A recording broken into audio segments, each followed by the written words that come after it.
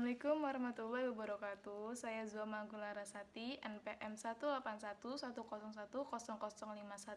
dari kelompok 10, ingin menjelaskan materi mengenai pengertian humanisasi pendidikan Islam. Secara etimologi, humanisasi diartikan sebagai penumbuhan peri kemanusiaan, pemanusiaan. Sedangkan Caritoha mengartikan humanisasi kemanusiaan adalah nilai-nilai objektif yang dibatasi oleh kultur tertentu, nilai-nilai kebebasan, kemerdekaan, kebahagiaan, persamaan hak adalah nilai-nilai kemanusiaan yang dibangun atas fondasi individualisme dan demokrasi. Nah, pembahasan mengenai humanisasi itu tentu saja tidak luput dari pembahasan mengenai liberalisasi, demokratisasi, individualisasi. Nah, hal ini disebabkan keempat hal tersebut mempunyai visi yang sama, yaitu untuk mengangkat eksistensi manusia sebagai makhluk yang sempurna di dunia. Jadi, humanisasi merupakan proses pemberdayaan masyarakat melalui ilmu pengetahuan. Dari sini diharapkan akan memunculkan sikap-sikap individu dalam masyarakat yang lebih terbuka, merdeka, progresif, berwawasan luas, serta mempunyai tanggung jawab pribadi sebagai bentuk dari kemandirian individu tersebut. Nah, dalam kaitannya dengan ini, Jueli menjelaskan bahwa pendidikan Islam membentuk keberanian moral bagi setiap peserta didik untuk senantiasa melakukan kegiatan bermanfaat bagi semua manusia, dan sebaliknya menghindari perbuatan-perbuatan maksiat yang merugikan orang lain. Keberanian ini dorongan dari iman dan akhlak yang berakar dari wahyu Tuhan, sehingga manusia melancarkan amar ma'ruf nahi mungkar sebagai bentuk kreativitas manusia, baik ia sebagai Abdullah maupun Khalifahullah, yang mana di dalamnya tercermin kehidupan yang mandiri, terbebasan dari rasa takut demi kesejahteraan, keadilan, dan perwujudan kemanusiaan. Jadi, dari uraian penjelasan sebelumnya, yang dimaksud dengan humanisasi pendidikan Islam adalah pengaplikasian konsep humanisme dalam pendidikan Islam secara real sebagaimana yang dicontohkan oleh Rasulullah SAW. Selanjutnya, saya akan membahas mengenai hakikat manusia dalam pandangan Islam. Hakikat manusia dalam pandangan Islam dibagi menjadi beberapa macam. Yang pertama yakni manusia sebagai hamba Allah. Sebagai hamba Allah, manusia wajib mengabdi dan taat kepada Allah selaku pencipta, untuk disembah dan tidak disekutukan. Bentuk pengabdian manusia kepada Allah tidak terbatas hanya sebagai ucapan dan perbuatan saja, melainkan juga harus dengan keikhlasan hati sepenuhnya, seperti yang disampaikan dalam firman Allah dalam Quran Surat Al-Bayyinah ayat 5, yang berarti padahal mereka tidak disuruh kecuali supaya menyembah Allah dengan memurnikan ketaatan kepadanya dalam menjalankan agama yang lurus. Yang kedua yakni ada manusia sebagai Al-Nas. Manusia di dalam Al-Quran juga disebut sebagai Al-Nas. Konsep Al-Nas ini cenderung mengacu pada status manusia yang kaitannya dengan lingkungan masyarakat sekitarnya. Berdasarkan fitrahnya, manusia memang sebagai makhluk sosial.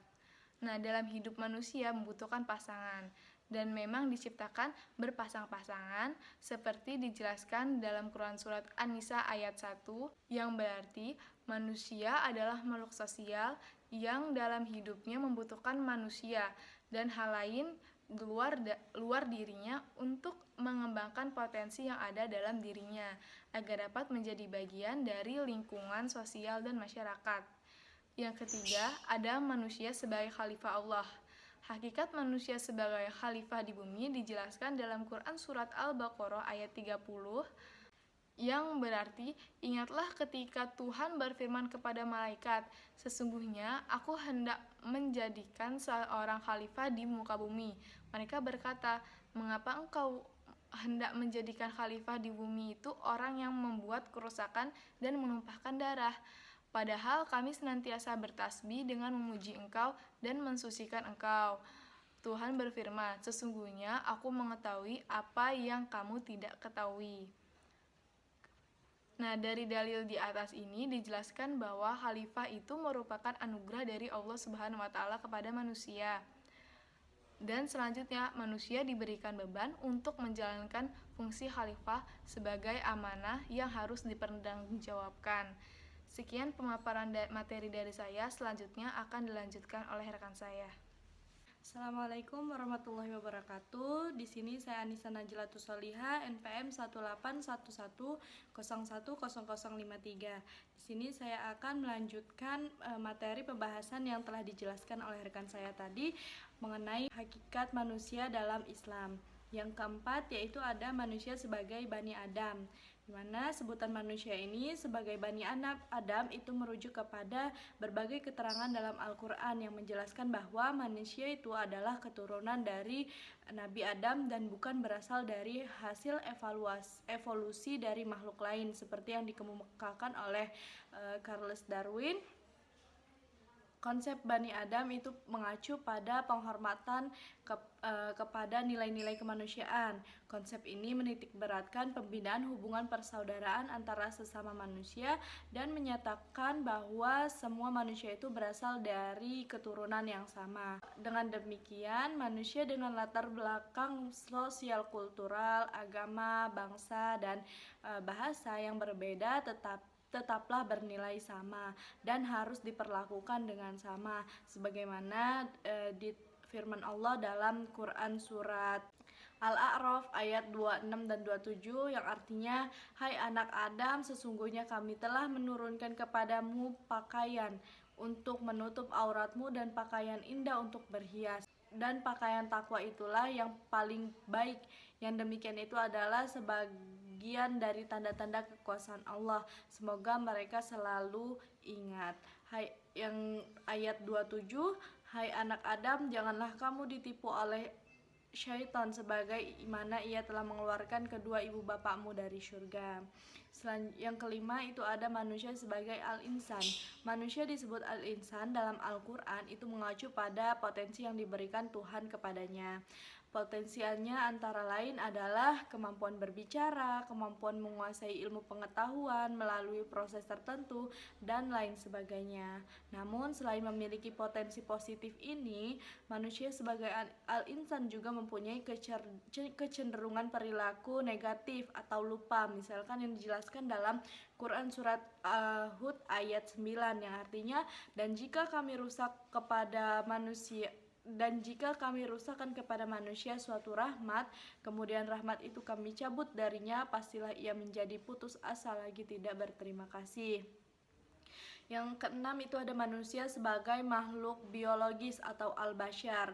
Manusia adalah makhluk jasmani yang secara umum terkait kepada kaidah umum makhluk biologis seperti berkembang biak, pengalaman fase pertumbuhan dan perkembangan, serta memerlukan makanan untuk hidup, dan pada akhirnya mengalami kematian.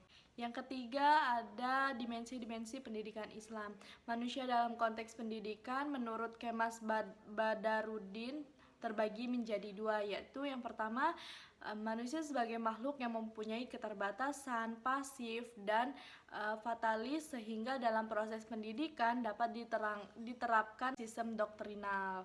Yang kedua yaitu manusia pada dasarnya adalah makhluk yang memiliki kebebasan, yang mampu mengembangkan dirinya sendiri, berinovasi, dan berkreativitas sehingga dalam proses pendidikannya cukup melakukan transformasi pengetahuan tanpa menggunakan pemaksaan atau otoritas. Nah, dari uraian di atas perlu diperhatikan bahwa dimensi kemanusiaan itu dalam pembelajaran untuk meningkatkan kemampuan peserta didik.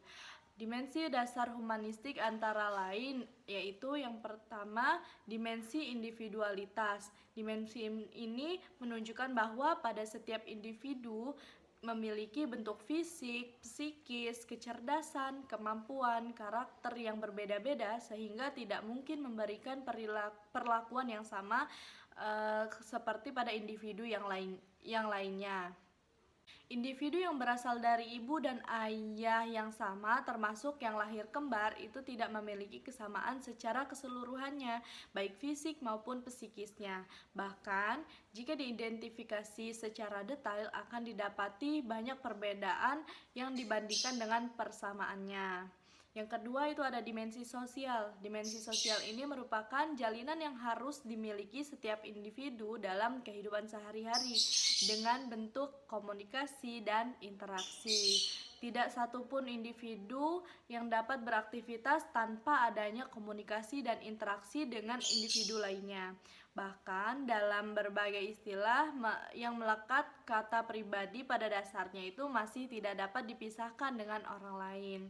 Yang ketiga itu ada dimensi kesusilaan. Dimensi ini menunjukkan kepada sebuah keteraturan dalam kehidupan yang dibentuk oleh norma dan etika. Beragam karakter individu itu dalam kehidupan sosial itu menuntut adanya aturan moral dan etika agar tiap individu itu terjaga hak-hak dasarnya. Dengan demikian, aturan moral dan etika itu menjadi satu keniscayaan bagi setiap individu dalam lingkungan sosialnya masing-masing. Yang keempat itu ada dimensi keberagamaan. Dimensi ini menunjukkan tatanan yang tidak hanya dibentuk untuk kebutuhan dunia, tetapi juga untuk kebutuhan akhirat. Aturan keberagaman ini sendiri merupakan pencerminan dari nilai-nilai kemanusiaan. Agama Islam pada hakikatnya itu diperuntukkan untuk manusia, sehingga manusia harus tunduk dan patuh kepada agamanya. Manusia memikul tanggung jawab atau taklif atas ketentuan-ketentuan Allah, akan tetapi Allah membebani tugas dan tanggung jawab kepada manusia berdasarkan kemampuannya, sebagaimana yang dijelaskan bahwa sebagaimana yang ada dalam Quran Surat Al-Baqarah ayat 286. Oleh karena itu, ketentuan-ketentuan Allah itu pastilah bersifat manusiawi. Manusia bertanggung jawab atas perbuatannya di dunia, karena ketentuan Allah itu sesuai dengan kemampuan dari manusianya itu sendiri. Kemampuan mengerjakan perbuatan kebaikan dan meningkatkan perbuatan buruk untuk bersifat duniawi, sehingga setiap manusia pada dasarnya dapat melakukannya. Selanjutnya ada karakteristik belajar humanistik, itu dapat diuraikan sebagai berikut. Yang pertama, itu ada tujuan belajar dirumuskan dengan jelas, kemudian partisipasi aktif peserta didik itu diwujudkan melalui kontrak belajar yang bersifat jelas, jujur, dan positif. Yang ketiga, peserta didik didorong untuk mengembangkan kesanggupan peserta didik untuk belajar atas inisiatifnya sendiri. Yang keempat, peserta didik dimotivasi untuk peka, berpikir kritis, memaknai proses pembelajaran secara mandiri. Yang kelima, peserta didik didorong untuk bebas mengemukakan pendapatnya sendiri. Yang keenam, pendidik menerima peserta didik itu apa adanya, berusaha memahami jalan pikiran dari peserta didiknya. Yang ketujuh, itu ada peserta didik diberikan kesempatan untuk maju sesuai dengan kecepatan tiap individunya sendiri. Terakhir, ada evaluasi yang diberikan secara individual berdasarkan perolehan prestasi dari peserta didik. Peran pendidik dalam pembelajaran humanistik ini adalah sebagai fasilitator bagi para peserta didiknya, sedangkan pendidik itu memberi motivasi dan kesadaran mengenai makna belajar dalam kehidupan siswa. Pendidik memfasilitasi pengalaman belajar kepada peserta didik dan mendampinginya untuk memperoleh tujuan dari pembelajaran. Peserta didik berperan sebagai pelaku utama atau student center yang memaknai proses pengalaman belajar sendiri.